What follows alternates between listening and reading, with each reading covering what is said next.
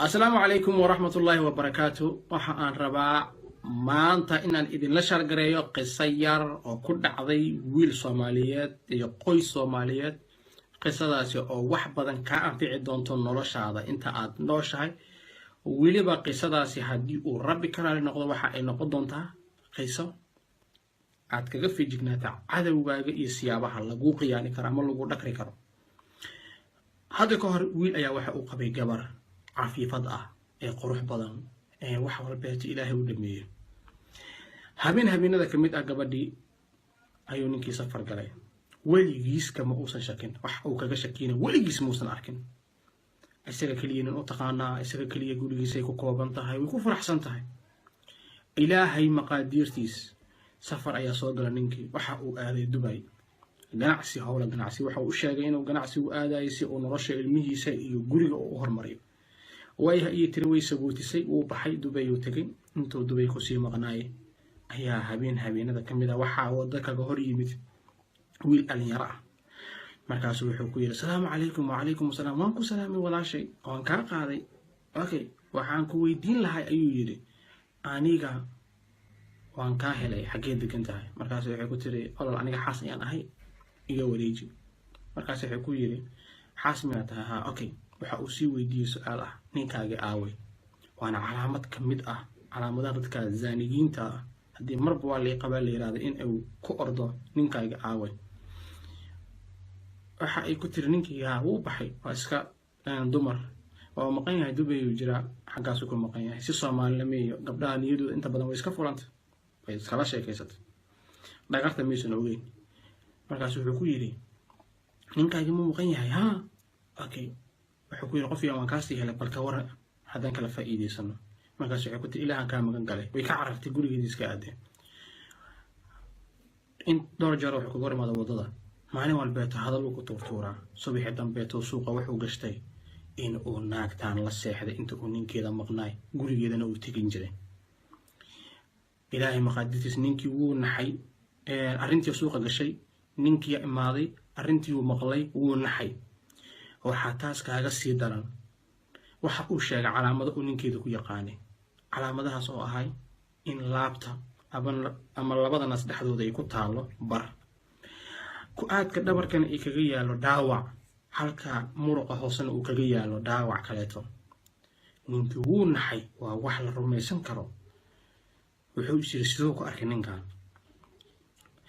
wuu isweydiiyay arrintii waa la isqabsaday dagaal badan dhacay dhacday kalsoonidii aa dhuntay labadood waa kala shakiyeen waa la kala haaday gabadhi ninkii uu iska furay ninkii raadiyay ninkii wuxuu ku yarnayahay saaxiib iga qalay meeshii la isku feerfeeray waa la kala jiiday kadibna waxa uu yiri cisho naagtada ayaa la suuqada kadib uu iska tagay isagoo niyad jabay hamiguu lahay ka dhintay mustaqbalkii iyo dantii uu la gaari rabayna laga baabi'iyay way iska tagtay niman kale iska guursatay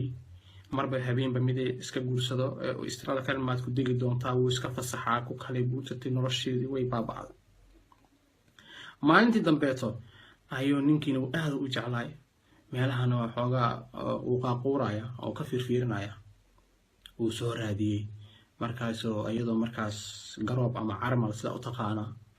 oo soo raadiyay gurigooda imaaday arrintii kala sheekaystay wili qalbigiisu ku go'ilada waray aamini tir aniga waxa ma sameyn way ku taagan tahay nin caaqila ee odayay u tageen ninkii caaqilka ah uu sheegay wuxuu ku yiranayo sidaas ay ugu dhacday safaran gala sida arrintii uga sheekeeyay si uu ku arki karo maaqan gabadhii keen ku yiri gabadhii uu la sheekaystay gabadhii wuxuu yiri haye idaar way daaratay kitaab soo qaadatay way martay ninkaan mar rumaysanay waxa uu ku yiri bal ikaadi waa idin soo fakaraya habeenkii uu soo fakaray wuxuu soo ogaaday ama uu fakirkiisa ka dhaxlay in uu gabadhan guur iyo aroos loo dhigay uu yeeri wuxuu yahay kaalay gabadhaada aroos muu dhigtay markaas wuxuu ku yiri waa u dhigay aroos qurux badan waxa soo lacag iga baxay ilaaha ugu xsan oo aroos sida aan la jeclay waxa ay sameysay markaas wuxuu ku yiri arooskaaga su'aal hadii aan ka weydiiyo taash ma u galiis markaas wuxuu yiri taash waan u galiyay taashka sidoo ahay taash noocaas uu qaaqawnay habeenkii ilaa waxa iska banaanay cagaaradeeda iyo dhabarkeeda lugaheeda waxyaalo badan banaanay waa la arkay markaas ninkii waa la dabagalay wuxuu yidhi haddaba habeenkaas ayay gabadhaada sirteeda fakatay ee hala raadiyo. ninkii aa la dabagalay waxaa la soo ogaaday inuu ka mid ahay dhalinyaradii habeenka arooska gabadha ku mashquulsanaay ee haddana malxiisiinta ka mid ahay. arrintii markaas kadib aa lasoo baraarugay, noloshii ay baabaaday, wax walba ay soo hallaabeen, dhibaato badan lagu dhex dhacay oo shaydaankaas uu soo kala dhex galay. haddaba marka mar walbeeta markii wax lagu sheega sayflabood ha noqon, hana ku boodin gurigaaga iyo familkaaga, caqli badan kaasho. qisadan waxyaalo badan ay ka anfacaysaa. fadlan qisooyin kale oo kuwan ka bedelana ku soo mari karo. weliga iyo allaha wax walbeeto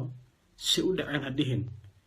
ee sida xalkeeda ay yihiin raadi, si gurigaaga iyo noloshaada iyo awlaadaada ay kugu badbaado. cadowga iyo shaydaankana ha la iska ilaaliyo. guryaha iyo familkana iyo dhalinyaradana ha isku kalsoonaadaan si aysan noloshooda u baabi'in.